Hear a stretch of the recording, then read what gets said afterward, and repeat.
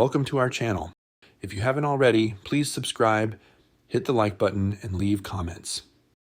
Today's story takes place in one of the villages on the mysterious and eerie side of the northern mountains in Southeast Asia. It truly captures the unique atmosphere of the northern side of the country, the kind of quiet, misty, mountain-clad villages. Mr. A was part of the filming crew. Not a typical movie, but more like a documentary.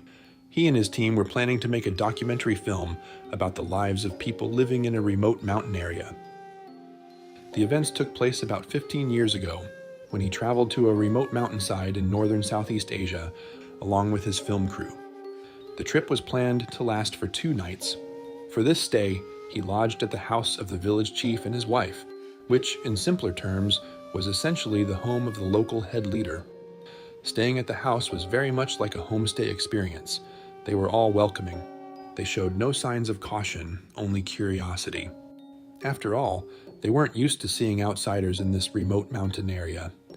Mr. A stayed with the chief's family, shared meals, and spent time documenting the daily lives of the villagers. The house itself was wooden, perched on a mountainside. Because it had been built a long time ago, parts of the floors sagged and were uneven, sloping slightly in places. The village chief also had a separate guest house, constructed specifically for visitors. The main house and the guest house were connected by a small bridge, allowing easy access between the two. The main house had an outdoor deck used for communal activities, meals, and socializing. On this trip, Mr. A's team consisted of about a dozen members, so not everyone could stay in the main house. Some stayed in the guest house, while others lodged in a neighboring house belonging to the village chief's relatives. The 2 houses were quite different. The second floor of the relative's house had no partitioned rooms, just an open space where mosquito nets were laid out for sleeping. On the day of arrival, the producer team reached the site around noon, and Mr. A's team arrived in the mid-afternoon. That evening, the village chief's family welcomed them and prepared a meal for all the guests, and everyone ate together. During dinner, Mr. A and his team discussed plans for the next day while chatting and socializing. Around 10 p.m., the night was already quite cold on this side of the mountain. Mr. A decided to take a shower first, worried that waiting any longer would make it too cold. The mountain tends to become cold quite fast. His bedroom was in the guest house, which was not very large, and directly opposite it was the bathroom. Trying to shake off the feeling that someone might be watching from the dark spaces above, he glanced at the slats once more. Mr. A decided to turn on some music on his phone to break the silence. He placed the phone on the bed and let the sound fill the room before proceeding to shower. As he was finishing, a cold draft swept into the bathroom, flowing through the gaps between the slats. Feeling the chill, he turned to see where the cold wind was coming from, but quickly froze. There, at the wooden slats, was the image of a man, bald, pale-skinned, and staring directly at him. Mr. A shouted loudly, cursing in surprise. He grabbed a towel and ran out of the bathroom immediately. Heart pounding and scanned the area, yet no one was in sight. In his mind, he thought that if a person had been watching him, opening the door and shouting would have triggered some reaction, a sound of movement, footsteps, or some sign of running away. But when he opened the door, everything was completely silent. There were no loud noises, no movement, and no one standing there. Realizing the situation was anything but normal, yet not even sure whether what he saw was a person, he quickly got dressed and walked fast toward the group chatting on the deck.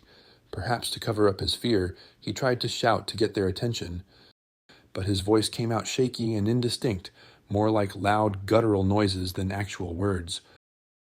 Luckily, the team members saw Mr. A in panic and rushed out to ask what had happened.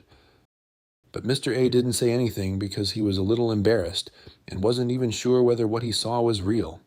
He just said there was nothing, only that the night was quiet and dark and that he had made noise out of nervousness. As midnight approached, everyone decided to go to bed. That night, Mr. A fell asleep feeling uneasy because even the bedroom seemed to carry a strange energy lingering in the air. After the unsettling incident in the bathroom, his eyes kept darting toward the wooden structures in the room, still wondering what it was that he had seen. The horrifying image.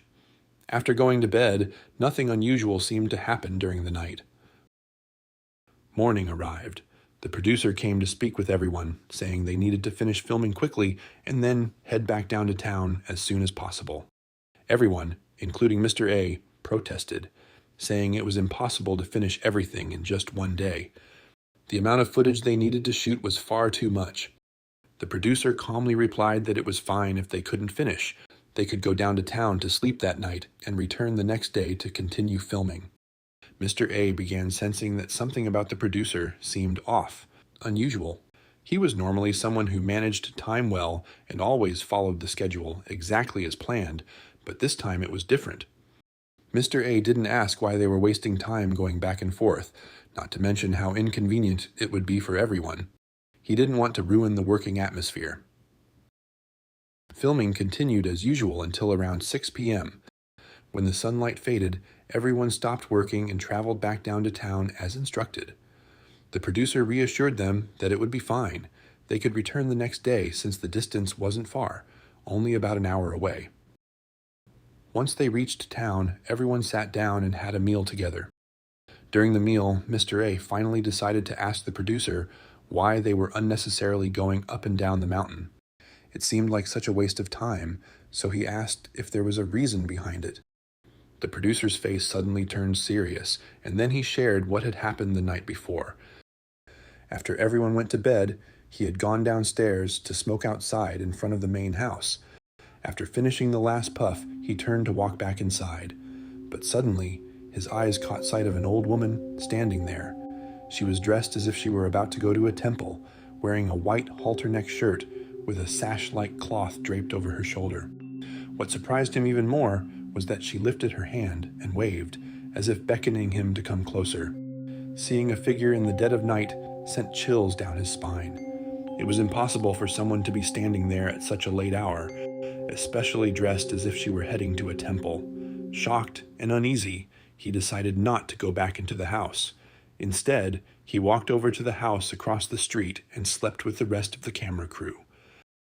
The next day, after finishing filming in the evening, the producer returned to the house to collect some notes and other things for the following day's shoot. When he stepped into the main room, he noticed that an altar had been set up in the middle of the house. At first, he thought the homeowner was preparing for an ancestral ceremony, but when his gaze fell directly on the altar, he was shocked. On the altar, he saw an old photograph of an elderly woman with incense pots placed beside it.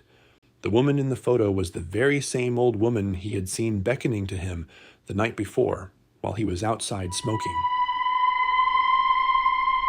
At that moment, he realized there was no need to search for another explanation. She must have been one of the homeowner's ancestors. He didn't want to spend another night there, but he still had a job to finish. That was why he suggested staying down in town for the night, even though it was inconvenient and a waste of time. The ceremony must have brought the spirits of the ancestors, but the story didn't end there. The camera crew also experienced something strange. When the producer came over to stay with the crew members, he quietly entered and lay down in an empty spot to sleep. As he did, he accidentally woke one of the crew members. In a half-asleep, half-awake state, the crew member suddenly felt his body shaking, as if someone were grabbing him and shaking him. Confused, he opened his eyes and saw an elderly man walking outside their mosquito net. At first, he thought it might be the homeowner checking on things, but the person he saw didn't resemble the homeowner at all. The homeowner he knew was not that old. The crew member watched as the elderly man slowly tiptoed around the mosquito net, circling it again and again. At first, he tried to ignore it, but the old man continued walking around it repeatedly. Terrified, the crew member could do nothing but pretend to be asleep, keeping his eyes tightly closed. This went on for countless rounds until nearly dawn. During this shoot, everyone experienced truly frightening events. It has never been forgotten, even to this day. Before we wrap up, please subscribe to support this small channel and hit the notification bell so you won't miss new stories. Thank you for watching and listening until the end. See you in the next video.